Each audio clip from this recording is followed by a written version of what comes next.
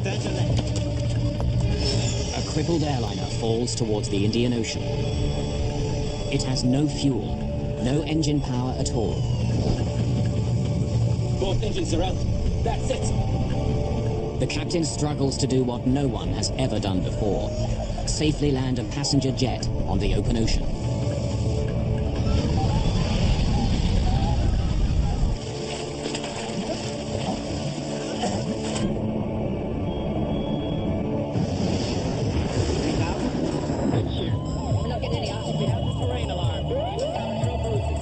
We are in an emergency.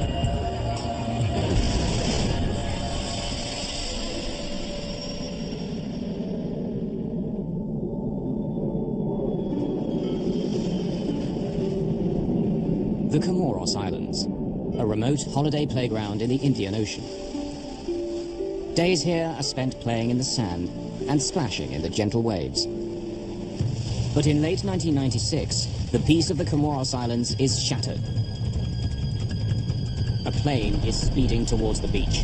It's a passenger jet hundreds of miles off course. There has been no explosion, no mechanical failure, yet the jet is falling out of the sky towards the ocean.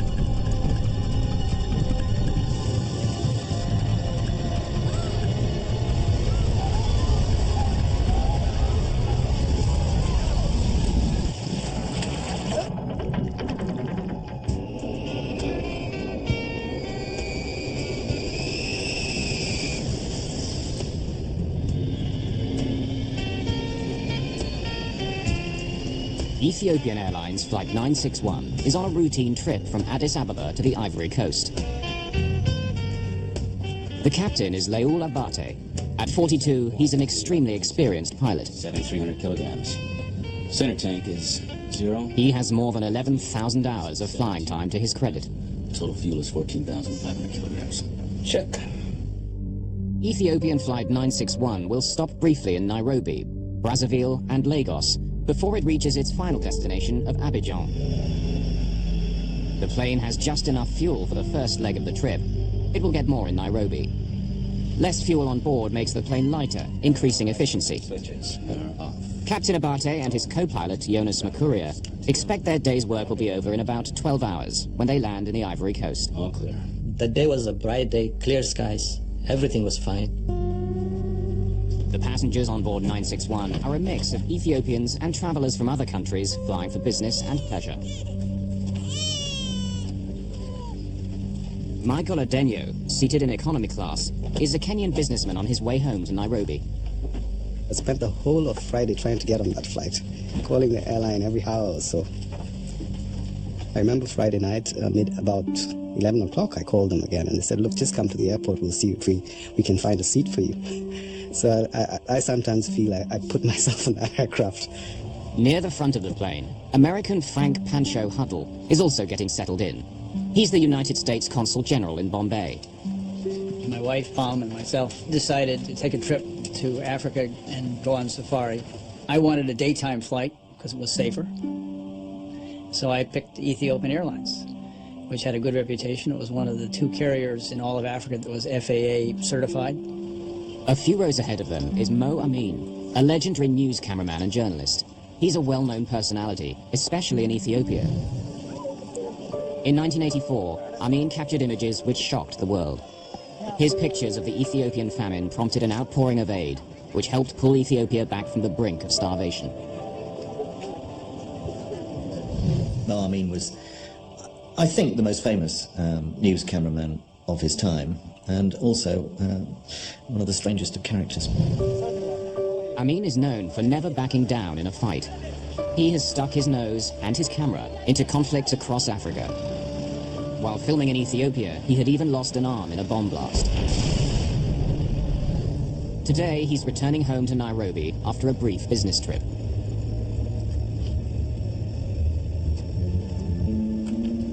By the time all the passengers are on board, Flight 961 is carrying 175 people.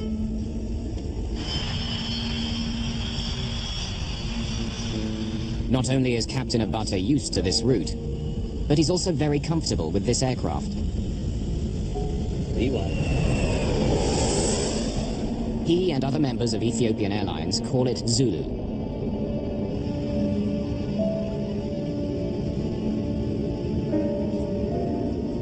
As the plane climbs into the sky, 3 Ethiopian men have settled into their seats. All are in their mid-20s. The plane is bound for Nairobi, but it's not where these passengers are planning to go.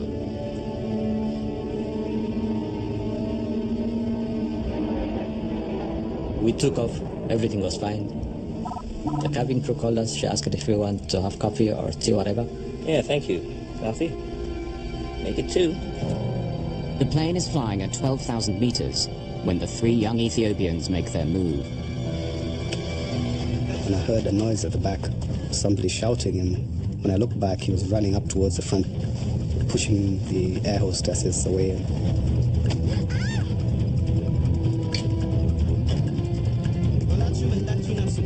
There were 2 guys zipping down the plane, yelling something incomprehensible. Then guys were gliding down silently, came right after him, and I said, "Oh, it's a hijacking," because they were coordinated. Initially, we sort of just looked at each other and wondered what was going on. People didn't say much immediately. There was some kind of noise in the cabin, and I heard the cockpit door slamming open, just bang. 3 men barge through the door and arm themselves with the cockpit's fire axe and fire extinguisher. Get out. Get out! There was, a little confusion up in the front as if they were, attacking the pilots. There were 3 guys, they were shouting. They came straight to the co-pilot and they started hitting him. Get up! There's 11 of us. If you don't do what we say, we'll blow this plane out of the sky. I told them, okay, don't hurt him. I'll do whatever you want. Passengers near the front of the plane are concerned, but have no idea what's going on. Captain Leol Abate is facing the hijackers alone. Unlike most pilots, though, Abate has some experience in a situation like this. He has been hijacked twice before.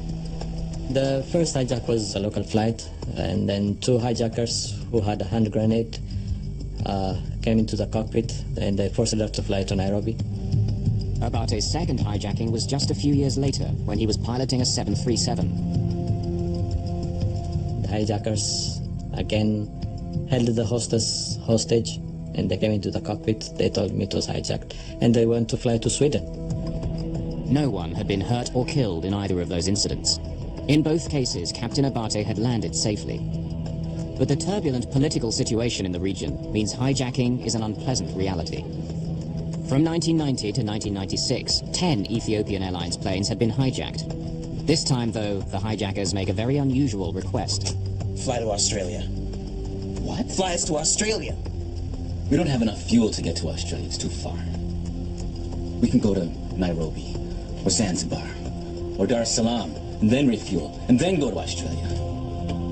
In fact, the jet took off with just 3.5 hours worth of fuel.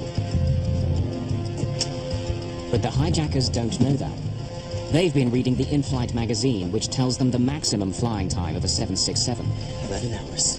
It won't take more than 10 hours to get to Australia. We don't have 10 hours of fuel. It says 11 hours. We don't carry that much fuel. We only carry what we need. They thought I was bluffing. They were convinced that the airplane was able to fly to Australia. Abate is shocked. No one else on the plane knows what the hijackers are demanding. If he does what they say, his plane will crash in the ocean. If he doesn't, they say they'll blow it out of the sky. An Ethiopian Airlines jet has been hijacked in the skies above Africa. The hijackers want to be flown to Australia. It's a 10-hour flight, but the plane took off with just 3.5 hours of fuel. The passengers have no idea what the hijackers are demanding. Word spreads of the hijacking, but not of their destination. Flight attendants feed some of the children on board and keep working as best they can. We started to ask the stewards what was going on, and they indicated that there was a hijacking. Nervous and uncertain, passengers wait to see what happens next. It was as if nobody wanted to sort of rile the hijackers because they hadn't slapped people around. It wasn't a sort of a Middle Eastern style where they shoot somebody in the head to make a point. Or they were basically leaving the passengers alone, provided that we didn't do anything. And that was enough for us. So much fuel we have. If we had fuel for 11 hours, it would say 60,000 kilograms. But we don't carry that much fuel. We only carry what we need. The hijackers seem to think that Abate is bluffing. We have a bomb! Yes. If you don't do what we tell you to, we will blow this plane out of the sky. Abate knows he's trapped. If he fights the hijackers, they may blow up his plane. If he does what they want, he'll run out of fuel. My feeling tells me that it's not a real bomb, but there is no way that I can challenge that. One of them has a fire axe. That was good enough to do serious damage. And if I'm not alive, everybody's not alive. That's it. I want to talk to the passengers. After about half an hour, the hijackers came on the public address system and they made an announcement that they have taken over the plane, and if anybody tried anything, they had one bomb and they were going to blow it up. The announcement is made in Amharic, French, and English. The policy at that time was we should follow the hijackers' instruction. That was before 9/11. And every action taken is to be taken on ground, not in flight. Pilots are trained to fly, not to fight. We were following sort of the standard script, as it were, for passengers, which was to stay out of it, keep quiet, keep cool, let them sort it out, get the plane on the ground. Some people said, oh, maybe we'll go to Sudan, land there, negotiate, and maybe they'll release us after that, or if not, move on to some other place. But it was all speculation. For years, Clint Van Zandt was the FBI's chief hostage negotiator. What made this hijacking so unique is that the pilot in command had been the victim of 2 previous hijackings. His success rate was 100%. He probably had a predisposition to, this will end like the other 2 did. I'll be able to get it on the ground, the authorities will deal with it. But Captain Abate knows this situation is different. Instead of another destination in Africa, the hijackers want to go to Australia. Abate knows that heading out into the open ocean could be a death sentence. Captain Abate decides to get help. I have to call air traffic control. Why? Because they'll be asking why we are changing direction. Tell them you've been hijacked. And tell them where we are going. Addis area control. This is Ethiopian. Since the plane is still over Ethiopia, Abate contacts Addis Ababa area control. Addis, Ethiopian 961. There are passengers in the cockpit. Say again, 961? Addis 961. We have been hijacked. We have orders to divert to Australia. 961, Australia, understood. Confirm your souls on board? Souls on board 175. 961, 175 souls on board. As the aircraft flies south, Addis Ababa passes the captain over to Nairobi air traffic control. ETH Nairobi Center. Confirm you are going to land Australia. Gentlemen, we can't make Australia. We only have 2 hours of fuel. We can't make it Australia. We will make a water landing. ETH 961. Confirm you can't divert to Mombasa. They refuse to land anywhere other than Australia, so we have no choice. Except when we finish our fuel, we will land on water. But with 2 hours of fuel, you can't make Australia. Why don't you land Mombasa? Okay, just a minute. Abate connects the air traffic control to the cockpit speakers. Okay, I just wanted our hijackers to hear what you are communicating. Okay. And if you have anything to say, go ahead and tell them. Okay. I am advising you that with 2 hours of fuel, you will be unable to reach your destination. And probably you would have to land underwater. The solution is for you to land in Mombasa. Go ahead. The hijackers of ETH 961. If you have copied, go ahead. Waiting to talk, stand by. Do you want to talk to them? Okay, they say they don't want to talk. They're not willing to negotiate on any terms. Confirm they are ready to land in the ocean and drown. Do you have another alternate aerodrome? Please advise. I have no alternate aerodrome. Sir, I'm in a very tight corner. Enough talk. We will not negotiate. That's bullshit. That's bullshit. They said follow our instruction. If you don't, we'll blow the airplane up. That's it. Ethiopian 961, Nairobi Control, do you read? There would be no further communications between the aircraft and air traffic control. An hour has passed since the beginning of the hijacking. No one knows exactly what's going on in the cockpit. For the rest of the passengers and crew, the flight has settled into an uneasy routine. There's a lot of time people were just whispering, and we were trying to figure out where we're going, where they're taking us, what's going to happen. And at least the people I was sitting next to, we thought that we would go from airport to airport, and there would be negotiations, and finally we would be released. We went generally south, and there was an eerie, edgy, nervous calm. Nobody's talking much, and people are in their own little individual worlds.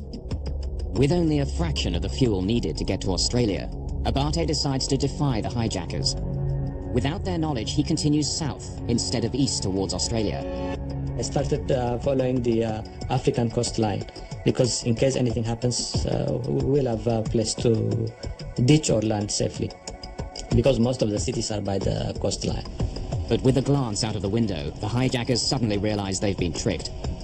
I still see land. Turn the plane! Now Captain Abate has no choice. He turns his plane east over the open ocean.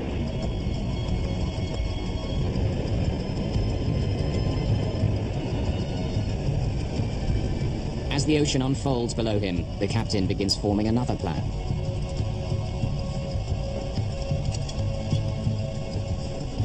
I had no chart nearby because it was on the co-pilot side. So I had a small atlas. So I took that atlas and I saw the Comoros Island. Nestled between the African continent and the island of Madagascar is their only hope, the Comoros Islands. A remote holiday playground in the Indian Ocean. I had no idea what that place was. I never heard of the word Comoros before. I just headed towards it. It was a guess. The Comoros Islands are his last chance to land safely. We just sat and sat for hours. I tried to read the newspaper but couldn't concentrate on it because I was nervous. I wondered how much extra fuel we had, because the rule of thumb is you have enough for the alternative airport, and they're supposed to have an extra 45 minutes of fuel beyond that. So roughly 3 hours or so of fuel they had to have. And so after we'd flown 3 hours, I began to get nervous. Suddenly, an alarm breaks the tense silence in the cockpit. It's a warning that the plane has less than 30 minutes of fuel left. I need to tell the passengers. There's no need. You know what I'm going to tell them? It's out of my control. The aircraft is going to crash. You wanna die? We're going to die anyway. So, shall we kill you? No more talking.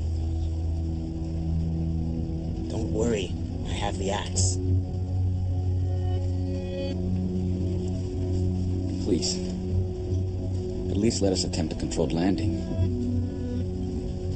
I will die along with him. I will show him that I have guts. It's finished. We will die together. With almost no fuel, Abate decides to make his stand. We came over the island, but then fuel was running out. I decided, no, we should not go any further than this one. And I started circling that area. But how can he convince the hijackers to let him land? He'll have to find an answer soon, or Flight 961 will crash into the sea. For 3 hours, Captain Leul Abate has been fighting a lonely battle. Hijackers have taken over his passenger jet. They want to be flown to Australia, but Abate doesn't have enough fuel. Warning alarms are already beginning to sound. An airport on the Comoros Islands is within reach, but the hijackers refuse to negotiate and won't let him land.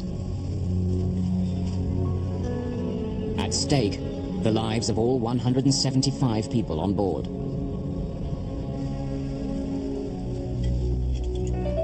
They took whiskey from the duty-free, and they wanted me to drink actually, but I refused. Once again, alarms sound. One engine is now completely out of fuel. It's shutting down. Captain Abate is quickly running out of time. With the airplane being at 39,000 feet in cruise flight, the airplane is not going to run out of gas with each engine simultaneously.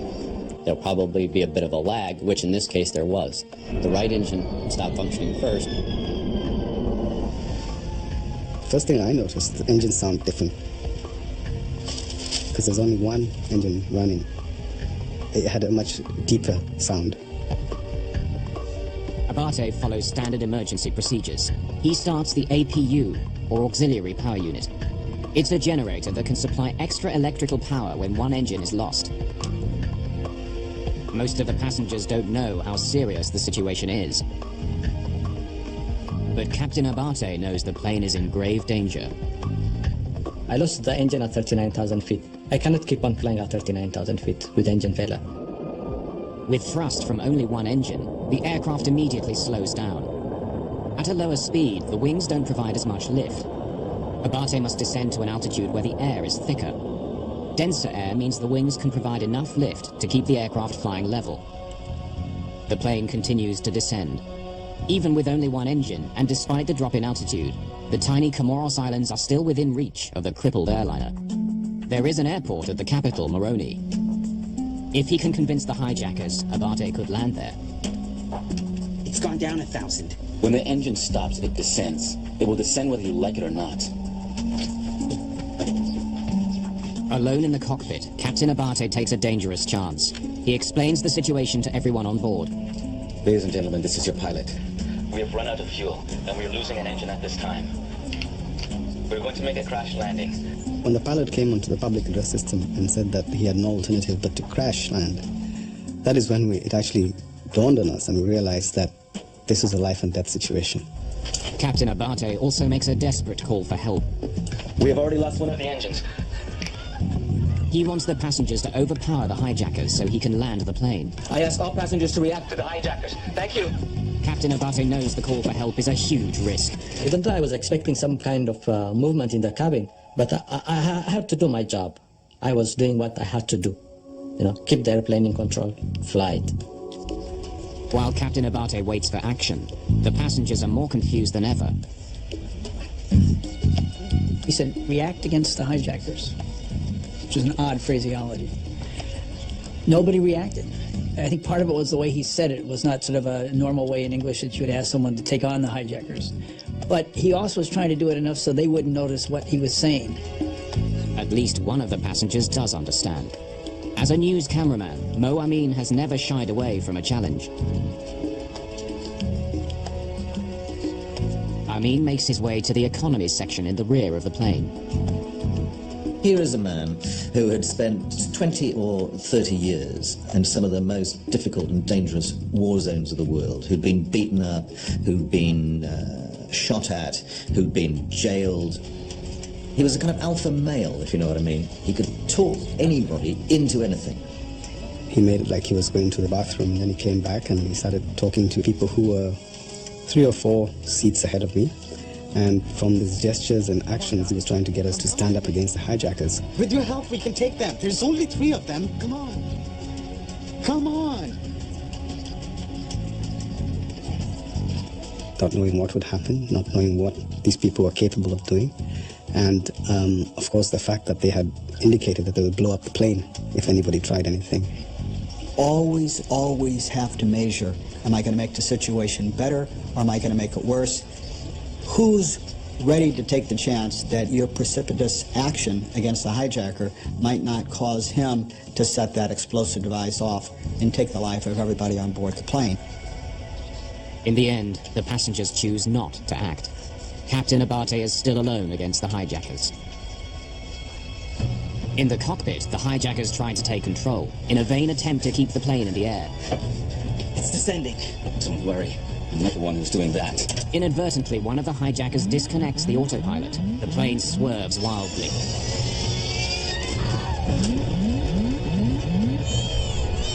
Don't move. Listen. I'm not applying any motion. The aircraft is doing it by itself. He was trying to fly the airplane, he was trying to disconnect the autopilots, all sorts of things. It's all over. We will drop in the ocean. 31? Abate makes another attempt to explain the desperate situation to the hijackers. Perhaps they will finally allow him to land at the nearby airport. This is 0. And this is coming to 0. I prayed to God. I wish I wasn't in this situation. Now I'm in it, but help me to save these people. Ladies and gentlemen, please sit down and fasten your seatbelts. Do not panic. Please I was starting to say, oh, I love you, dear. It's been a good ride. My wife is sort of unsentimental, psychiatric nurse. And she tells me, get up, stand up, get our bag down from the overhead, pull out your extra glasses, put them in your pocket, and get some food from me, and I want this, this, and this food. She'd carefully pick things that wouldn't make her thirsty. She said there's not going to be any meal service once we hit the water. Finally, the plane runs out of fuel. So you're killing everything. That's all. Sit down. From now on, you can't do anything to me. What? From now on, you can do nothing to me. The other engine stopped, and it sort of went quiet. Then it started to get hot within the cabin. The light started to flicker, and gradually it went out.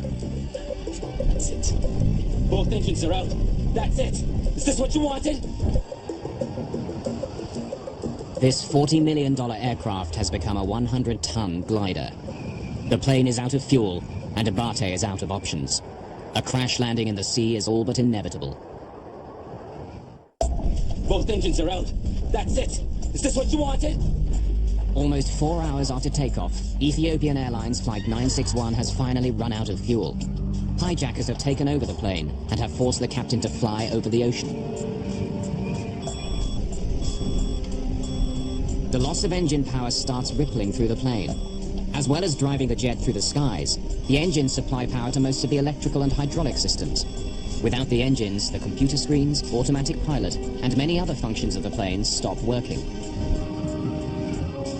Although the engines are now useless, a low-tech backup system allows the pilot to retain some control. The ram air turbine, or RAT, is the last line of defense when all the engines fail. A small trapdoor automatically opens, and the turbine, a small propeller, pops out. The rushing air turns the propeller like a windmill, generating just enough electrical power for basic flight instruments and controls, including airspeed. Since it was power off, that means there was no electrical or hydraulic power. The controls were heavy. The turbine doesn't provide enough power for Abate to operate the flaps, which would help slow the plane down for landing. Wherever he lands, Captain Abate will have to do so at a dangerously high speed. Power of landing and the power of ditching, nobody's trained in the world. Flying over the water, you need accurate instruments. I didn't have any of the instruments. Without engines, a large passenger jet can glide 18.5 kilometers for every 1,000 meters of altitude it loses. At 6,400 meters, the Ethiopian Airlines plane can travel for nearly 120 kilometers before it hits the ground. One of the things that the captain's got to worry about now is with both engines shut down, the airplane's going to go down. It's just a matter of where, and that's going to be controlled by the pilot flying. It's an extremely dangerous situation few pilots in the world have ever faced. In 1983, another 767 pilot found himself in a similar predicament. Air Canada Flight 143 ran out of fuel and landed on an abandoned Air Force base, sustaining only minor damage. In the right circumstances, a safe landing without power is possible. Captain Abate hopes to land at the airport in the Comoros Islands, but struggling against the hijackers on the final turn, he loses his bearings and cannot visually locate the runway. I was within the vicinity of the airport, so I was keeping the airport in my sight all the time. Then through the struggle, I lost my position. I lost where I was. In the critical seconds it takes to find the airport again, he loses too much altitude and doesn't know if he can make it to a runway. A water landing is now his only option. He knew that he was going to have to ditch the airplane. He was going to have to put the airplane down in the water. How he was going to do that was now a different plan because he'd never been trained to do that, not with two engines out. Landing on the ocean is even more dangerous than bringing a plane down on the ground. If you were trying to crash land on the ground, the airplane would have a surface to slide across. That surface does not exist when you're ditching the airplane in water. The airplane is going to touch down on the water, and then at some point it's going to dig in to that water. When that happens, the airplane's going to try to stop instantly. In trying to bring his plane down safely, Abate faces unique challenges. Planes such as the DC-9 have flat bottoms which would skim the surface of the ocean on landing, slowing down more smoothly. But the engines on Abate's 767 hang below the body. They could act as enormous scoops, grabbing hold of the water as the rest of the plane plows ahead. The force will tear the jet apart. It was getting hotter and hotter, so we started to sweat because I guess the air conditioning system was not working since there was no power.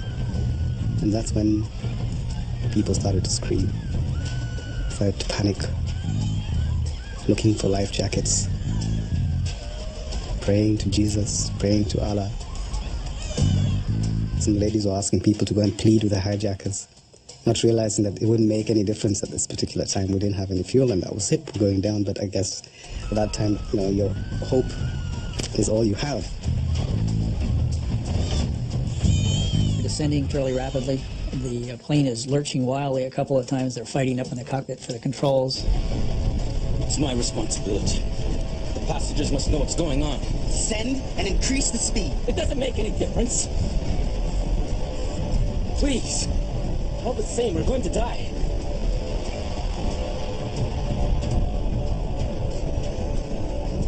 Please maintain calm. Prepare for an emergency landing. Put on your life jackets, but do not inflate them. Some passengers either don't hear the captain's instructions or decide to ignore them. They inflate their life jackets. I heard a pop, pop, pop, pop, pop, pop, pop back in the tourist class. And everybody panicked and inflated their life jackets. I actually got up on my seat and told people don't inflate your life jackets inside the plane. At the front of the plane, Mo Amin tries a last-ditch attempt to negotiate with the hijackers. No! Sit down! Mo had a desire to dominate every situation he was in. In a situation like that, it would be Mo talking to the hijackers. He would be negotiating with the hijackers. He would be, I'm sure, trying to get the other passengers to face these guys down. But Amin's efforts have no effect. The hijackers are determined to let the aircraft crash. Then, for the first time since the hijacking began, Captain Abate gets some help.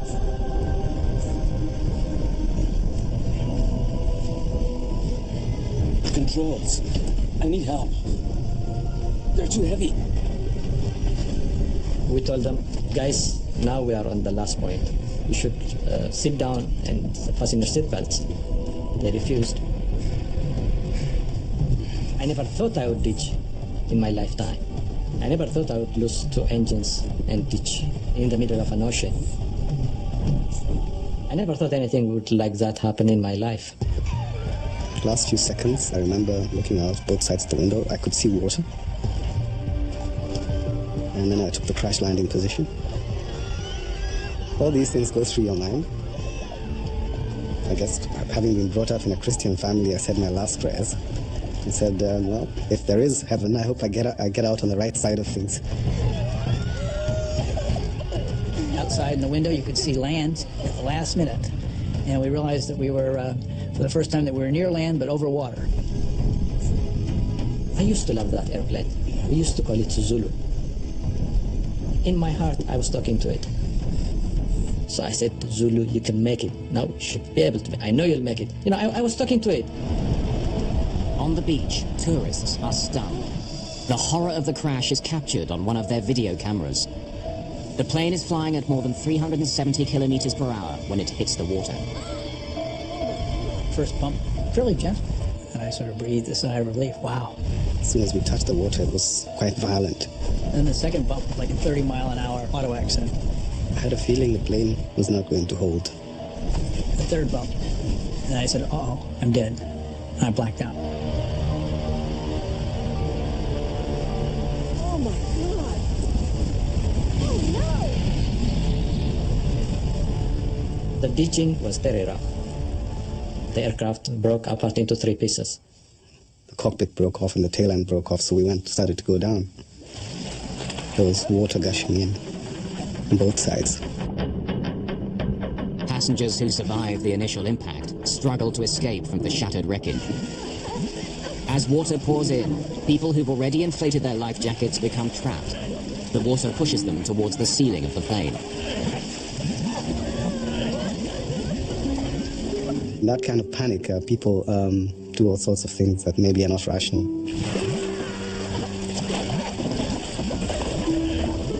jackets make it very difficult to swim underwater. Many passengers can't escape the sinking cabin. The aircraft was full of water. I have no fear of water, having done competitive swimming in school. And I went for my seatbelt, and I couldn't find it buckled. So I moved my hand down to my knee and found it, pulled it open, and I pushed out. And I looked at the back of the aircraft. I could see some light at the end, and I decided to swim out in that direction.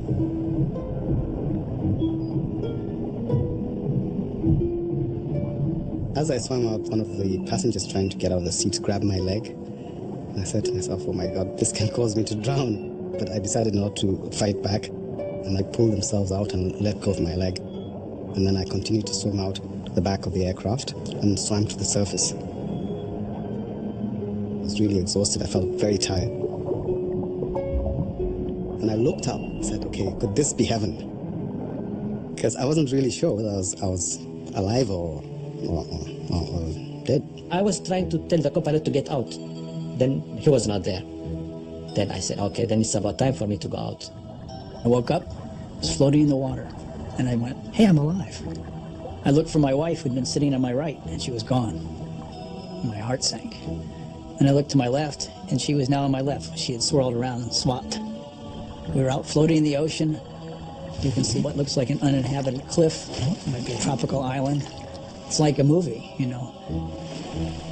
When I leveled out and looked at sea level, I saw all these boats, these tourist boats, beautiful sails and all that, and I said, I must still be on Earth.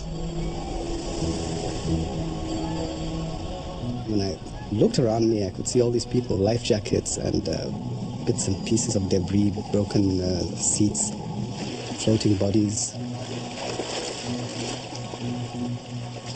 As I swam towards the beach, I saw this passport, which was a Kenyan passport. And I stopped and opened the passport, and believe it or not, it was mine. So I took the passport and folded it and put it in my pocket and continued to swim. Odenyo makes his way to a floating pallet of cargo that's burst loose from the plane. He pulls himself on top and waits for rescue. The plane was destroyed, ripped into several pieces.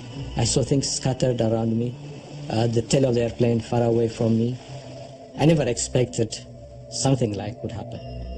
All I was expecting was to evacuate the passengers safely and myself. Obate swims to safety, but he has no idea how successful he's been. He doesn't know whether any of his passengers have survived or what's happened to the hijackers. After a 4-hour struggle with hijackers, Captain Leul Abate crash lands his passenger jet in the Indian Ocean near the Comoros Islands. His plane is shattered, but his skill may have saved the lives of many on board. For those who survived the crash, Abate's decision to ditch the plane near the shore means that although the airliner breaks into pieces, it doesn't sink very far. Fortunately, the water was very shallow. In some cases, people were able to get out. Locals and tourists swarm out to the downed aircraft. A group of scuba divers, who narrowly missed being hit by the aircraft, help with the rescue effort. In an amazing stroke of good luck, some French doctors are staying at the resort. They offer immediate medical assistance. In the end, of the 175 people on board the plane, 50 survive. Without the actions of Abate, many more could have died. Without power and unable to use his flaps, Captain Abate lands at 370 kilometers per hour, over 100 kilometers per hour above the normal landing speed of a 767. Once the captain made the decision that he had to ditch, the best thing that he could do was keep the airplane as close to land as possible. Abate also tried to make the landing as smooth as possible. At the last moment, he turned the jet, hoping to land parallel to the waves instead of crashing into them. As soon as the plane hit the water, it was ripped out of Abate's control. The airplane touched down left wing low, so the left wing actually grabbed the water. The 767's massive, low-slung engine dug into the water, spinning the plane around. The airplane would have wanted to turn around that left wing, or cartwheel. That's a lot of energy to dissipate very quickly. That's what caused the breakup sequence. The airplane broke up into 4 or 5 pieces, and that's what caused a lot of the fatalities. Panic may also have contributed to the number of deaths.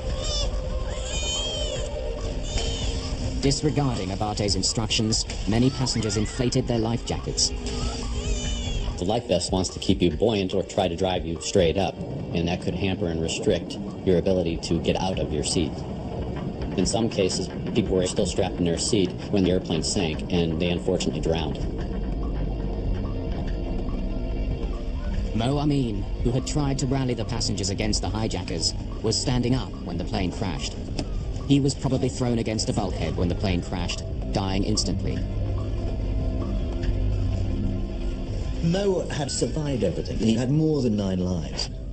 And the idea that he should just be on an ordinary standard flight, when the kind of news story that he wasn't aware of, hadn't been assigned to, caught up with him, and to be killed in this way, has a kind of horrid irony about it. The hijackers, who refused to sit for the landing, also died in the crash.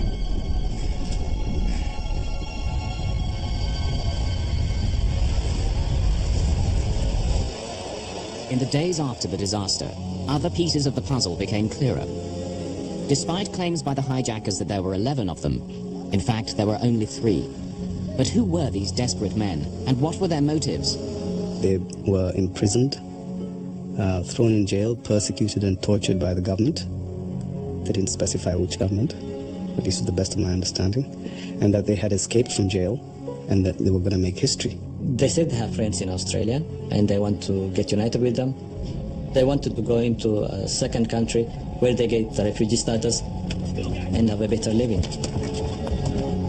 Before 9/11, it was remarkably easy for hijackers to gain access to pilots. If you don't do what we say, we'll blow this plane out of the sky. Despite numerous hijackings over the previous 2 decades, most airlines made no attempt to secure the cockpit. Do you want to die? We're gonna die anyway. So, shall we kill you? The hijackers of Flight 961 were never linked to any terrorist group or political organization. Whatever their reasons, their crime demonstrated the great danger posed by a hijacker who places no value on his own life. We will die together. For years, there were people in security saying we have to strengthen that cockpit door. We have to be able to exclude anyone from coming through that door and getting control of that aircraft, whatever the reason, whether the airlines didn't want to spend the money, they didn't see it as a threat. It didn't happen. After 9/11, every aircraft now has done that carries passengers, or that has that capability of being hijacked. Nothing is inevitable. Nobody is immune to anything. It could be 1 in a million, but it can happen. Both Captain Leul Abate and his co-pilot, Jonas Mercuria, received many tributes for their actions on Flight 961, including a Flight Safety Foundation award. I said, it's good that I am alive. And the world has understood what I had gone through. Despite their ordeal, both Captain Abate and his co-pilot Mercuria continue to work for Ethiopian Airlines.